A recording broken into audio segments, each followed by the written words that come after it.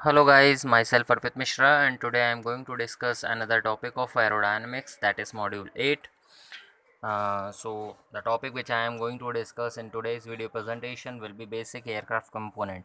Now by looking this diagram, you can identify what and all parts they have shown actually.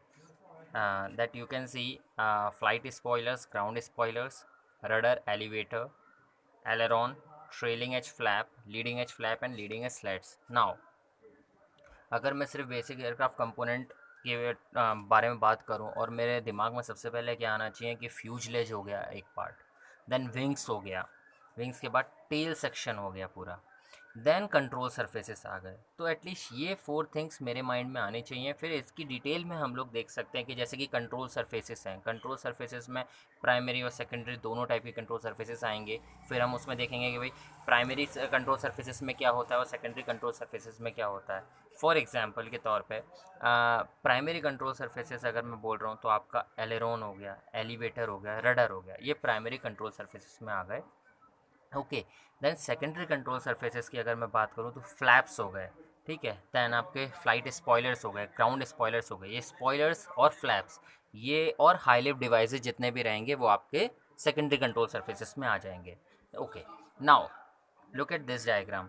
तो आपको यहाँ पे दिख रहा होगा फ्यूजलेज एक पार्ट दिखा रखा है। फ्यूजलेज के बाद आप टेल सेक्शन में देखिए, आपको रडर और फिन मतलब दिखा रखा है। फिर राइट और लेफ्ट एलिवेटर शो किया हुआ है, टेल प्लेन हाईलाइट किया हुआ है।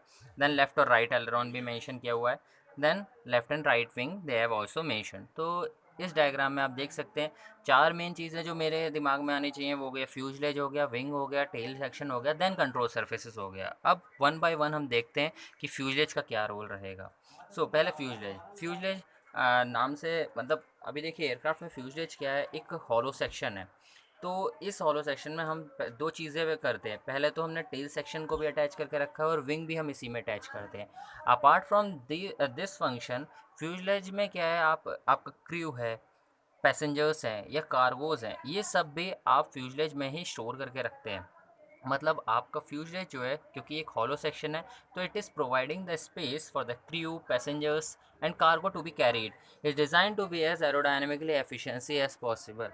अब ये एरोडाइनमिकली एफिशिएंट भी होना चाहिए, क्योंकि हम एयर फ्लो में ही अपने एयरक्राफ्ट को फ्लाई करने वाले हैं। तो फ्यूजलेज के बारे में जो आपको माइंड में रखना है बात, पहला ये कि आपका विंग और टेल सेक्शन को अटैच करने का स्पेस प्रोवाइड करता है। दूसरी उसमें क्या है, उसमें जो वो स्पेस प्रोवाइड करता है आपको क्रू, पैसेंजर्स और कार्गो के लिए भी। Now let's talk about wing. Wing क्या है, आप विंग के बारे में सोचते हैं तो विंग आपको लिफ्ट प्रोड्यूस करके देता है। उसके साथ साथ आप इंजन भी इंस्टॉल करके रखते हैं विंग के ऊपर या फिर विंग के नीचे। कॉमर्शियल एयरक्राफ्ट में जनरली आप देखेंगे बिलो द विंग हम इंजन को इंस्टॉल करके रखते हैं। तो पहला पॉइंट बोलता है विंग और main plane of an aircraft are designed to generate sufficient lift to support the weight of the aircraft in flight। तो ये sufficient lift generate करता है।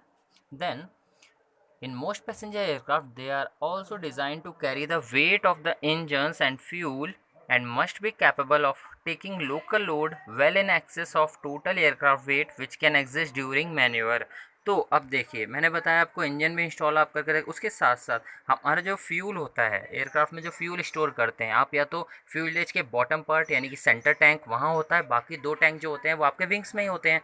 तो आपके विंग्स में फ्यूल भी स्टोर होता है, वो लोड भी हमारा विंग ही कैरी करता है। उसके साथ साथ जब आप मैन्योर करते हैं तो एयरक्राफ्ट का टोटल वेट एक विंग की साइड पे आ जाता है, तो वो लोड को भी रजिस्ट करने का काम हमारा विंग करता है। Now let's see tail section. Tail section में आपके पास दो चीज़ें आ गई, एक वर्टिकल और एक हॉरिजॉन्टल स्टेबलाइजर। वर्टिकल स्टेबलाइजर पे यानी कि आप वर्टिकल वहाँ पे आप रडर लगा के रखे हैं, और हॉरिजॉन्टल पे आपका हॉरिजॉन्टल स्टेबलाइजर पे आप आपका एलिवेटर लगा के रखे हैं। तो ये टेल सेक्शन में आ गया आपके। The function of these surfaces is to provide stability and manoeuvrability of the aircraft. इन जो टेल सर्फेसेस हैं यानी कि टेल सेक्शन जो है, इनका फंक्शन क्या है, ये आपको स्टेबिलिटी और मैन्योरेबिलिटी प्रोवाइड करते हैं एयरक्राफ्ट के केस में। तो ये आपको याद रखना है कि टेल सेक्शन में आपकी दो चीज़ें, vertical and horizontal stabiliser. Now control surfaces, that is our last topic for today's video presentation. Control Surf मैंने बताया आपको कंट्रोल सर्फेसेस में मैं दो चीज़ों के बारे में बात करूँगा, primary and secondary control surfaces. तो ये प्राइमरी और सेकेंडरी जो मैंने डिवाइड करी, प्राइमरी के अंदर आपका मेन आ गया यानी कि एलरॉन, एलिवेटर, रडर। एलरॉन क्या करता है, रोलिंग मूवमेंट में हेल्प करेगा, एलिवेटर आपको पिच अप पिच डाउन में हेल्प करेगा, रडर आपको डायरेक्शनल पॉइंट ऑफ व्यू से हेल्प करेगा। Now what about secondary? Secondary जो सरफेसेस हैं वहाँ पे स्पॉयलर और फ्लैप आते हैं या फिर हाइलाइट डिवाइस आते हैं। फ्लैप्स आप डिफ्लेक्ट करते हैं, डिप्लॉय करते हैं, तो वो आपको कैम्बर इफेक्ट प्रोवाइड करके लिफ्ट में इंक्रीमेंट दे देते हैं।